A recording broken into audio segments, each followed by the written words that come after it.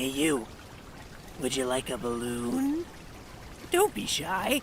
I'm MatPat, the YouTube clown, and we've got a whole circus down here with memes and puns and theories galore. Oh, we all theorize down here. Yes, we do. And when you're down here, you'll theorize too. You'll theorize too. You'll theorize too. You'll theorize too. You'll theorize too. Hello, Internet. Welcome to Film Theory. So, after last week's Emoji Movie episode, I figured we'd dial it back this week and talk about a film that's a little less scary. It. Chapter 1. Oh, sure, It hides the fact that it's a two-parter until its final moments and everyone gets super excited about it. I do it and people complain about clickbait. Double standards here, guys. Double standards. Huh, just like the FTC guidelines we talked about last week. So thematic. Regardless, I loved this movie. You see, I was never a big fan of the original 1990 version. Don't get me wrong, Tim Curry is one of my favorite actors of all time and can do literally no wrong in my eyes, but popping blood-filled balloons in the library? Is that scary? Especially because you can see the actors responding to the popping, but they're not supposed to sense what's going on. It's just cringy. And I should know a thing or two about cringe. Will you go to prom with me, Medina?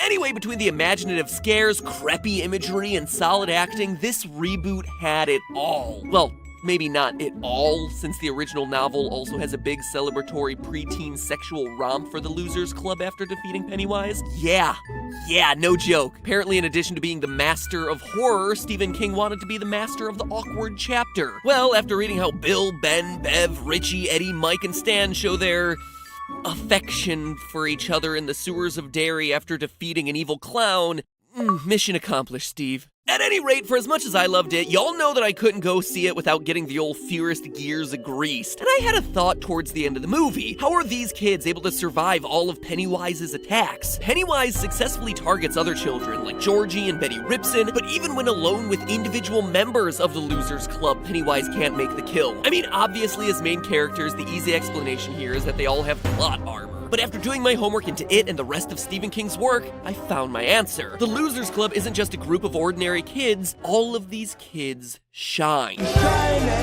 No, not like a giant supernatural crab, though come to think of it, that's more of Pennywise's domain. No boy, for those of you who don't know how the rest of it goes, you are in for a weird ride. No, what I mean to say is that these kids shine like Danny Torrance from another Stephen King work you've probably heard of, The Shining. If it's been a minute since you saw that movie, let me help you out. Shining means having some level of psychic ability. In The Shining, Danny's shine gives him the ability to communicate with others telepathically and interact with supernatural beings. He's basically Bran from Game of Thrones, but with more emotions and more working legs. And when you look at the evidence, it's pretty clear that the Losers Club also has this psychic shine ability. So in today's episode, I'm gonna break it down for you like a crazy man with an axe. Here's MatPat! Now, some people might think this theory is over before it even begins, since nobody in it references psychic powers, the Overlook Hotel, or the fact that the moon landing didn't happen. You know, all those things that are normally associated with The Shining. But here's the thing. Stephen King puts Marvel and Pixar to shame with how interconnected his universe is. He was doing a dark connected universe before the dark connected universe began, and also apparently after it ended too. Here are just a few ways it connects to the wider Stephen Kingiverse. The Losers Club is mentioned by name in his novel Dreamcatcher. Mike Hanlon, one of the club's members, grows up to be the town librarian in Derry, which we see in another King novel, Insomnia, and somebody even sees glowing clown eyes in a storm drain in the Tommyknockers. But we're not just talking about a general shared universe here. It has direct connections to The Shining through one man, Dick Halloran, chef of the Overlook Hotel. In a scene in It Chapter 1, Ben recaps some of the past tragedies that have happened in Derry. One of them is a fire that happened at the Black Spot, an African-American nightclub that burned down during a past visit from Pennywise in 1962. One of the people who survived that fire, Dick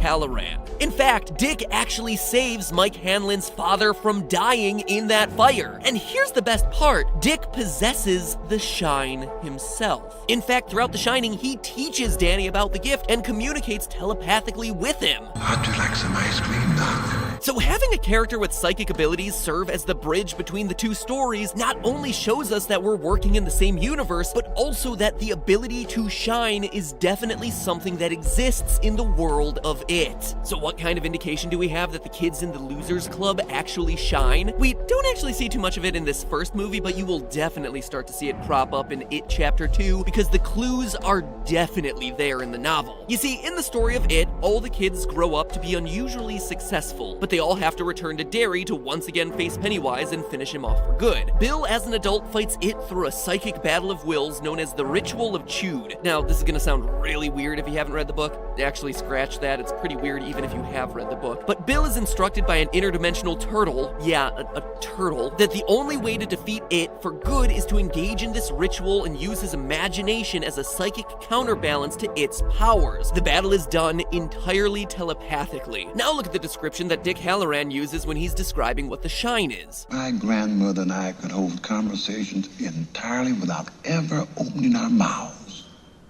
She called it shining. At this point, some of you still might not believe, which is dangerous because belief is what keeps Pennywise from eating you. Nonetheless, you might be thinking that this theory has a few holes in it, kinda like Dick Halloran at the end of The Shining. Ba-doom-ching! Let's try to plug those holes in with more evidence, shall we? Towards the end of the novel, Mike Hanlon is in the hospital, far away from the rest of the Losers Club who are descending into It's lair. You would think Mike would be safe, but in actuality, there's someone in his room waiting to kill him. Bill, again from deep in the sewers, suddenly senses that Mike is in trouble and instructs the group to, quote, send him our power, at which point the club locks hands and sends Mike psychic energy to fight off his attacker like a Goku-sized spirit bomb. And it's not just Bill. The novel clearly states that Bev feels something leave them and go to Mike. Quote from page 1083. Yeah, in case you didn't know, it is a long book.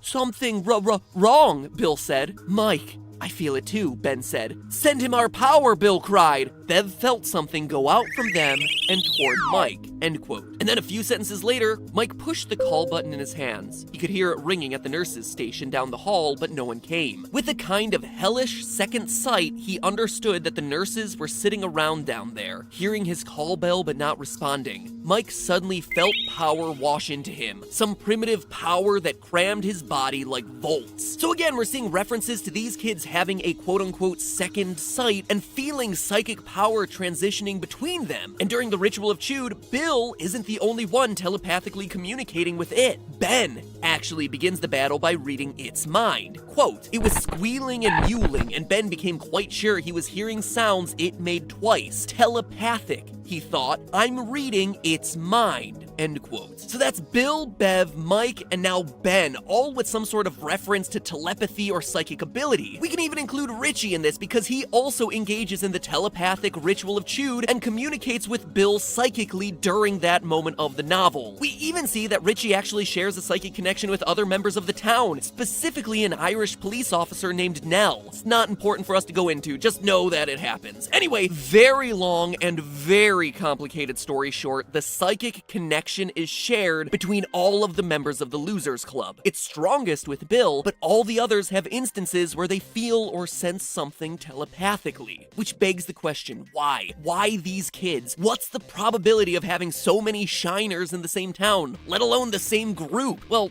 there's actually a pretty clear explanation. The shine tends to show up in kids who are victims of abuse. In The Shining, Jack Torrance, Danny's father, was a violent alcoholic. We hear in the movie, and repeatedly in the novel, that he dislocated Danny's arm during one of his drunken rages. And his wife Wendy's description of it as just an accident certainly makes it sound like there's either a lot more there, or that it's happened before. And then he had an injury. What sort of injury did he have? My husband had been drinking, and he came home about 3 hours late, so he wasn't exactly in the greatest mood that night, but on this particular occasion, my husband just used too much strength, and he injured Danny's arm. I guess that's about the time when I first noticed that he was talking to Tony. Also notice that Danny's psychic ability, which he's nicknamed Tony, it's weird, but don't get confused there, Tony doesn't appear until after this traumatic accident at the hands of his dad. In the Shining sequel, Dr. Sleep, yeah, there's a sequel. Today's episode is just full of surprises. We find out that when Dick Halloran was a child, he was sexually and physically abused by his grandfather. It doesn't seem like a coincidence that two characters who are confirmed to have the shine were both victims of childhood violence. Now let's go through the Losers Club. Bill is bullied for his stutter. Bev is sexually abused by her creepy father. Richie's abuse isn't explicit in the movie, but he actually suffers from parental neglect, which is the reason why he feels the need to constantly keep talking and be funny. He doesn't want people to abandon him. Eddie is the victim of his mother's Munchausen syndrome by proxy, being diagnosed with fake ailments to make him think he's sick so that she can control his life. Mike is called an outsider in the most recent movie, but the old miniseries and novel make it pretty clear that Mike is the victim of racial slurs and racially motivated violence. Stan is bullied for being Jewish, and Ben is bullied for being overweight in the original movie and for being the new kid in the reboot. Given the fact that all these people share a history of trauma and exhibit some level of telekinetic ability, isn't it possible that Shining is developed as a coping mechanism? So there you have it, a Shining theory not rooted in moon landing conspiracies. But so what? Even if the kids in it are like Dick and Danny in The Shining, does any of that really matter? Well, yeah.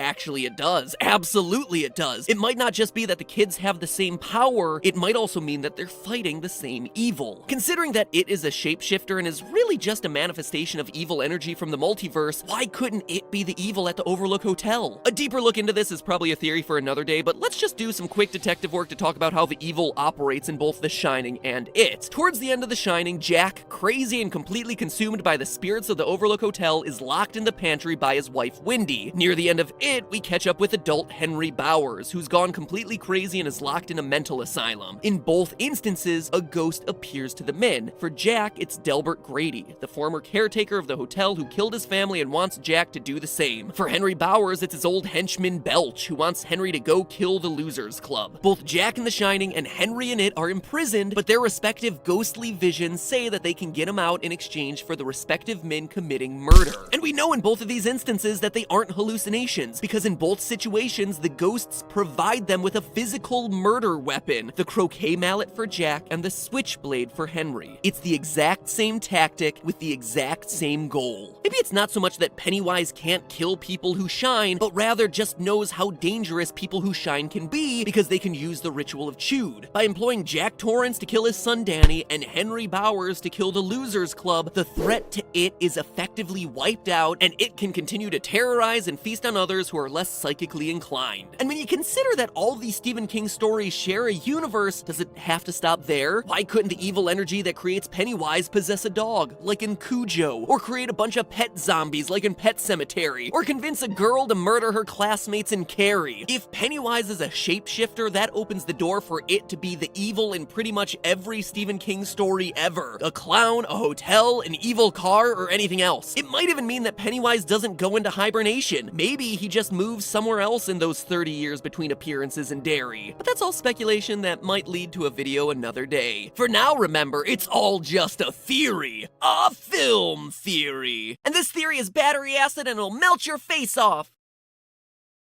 You'll subscribe too. You'll subscribe too. You'll subscribe too. You'll subscribe too. You'll subscribe too. You'll subscribe too. You'll subscribe too. You'll subscribe too. You'll subscribe too. You'll subscribe too. You'll subscribe too. You'll subscribe.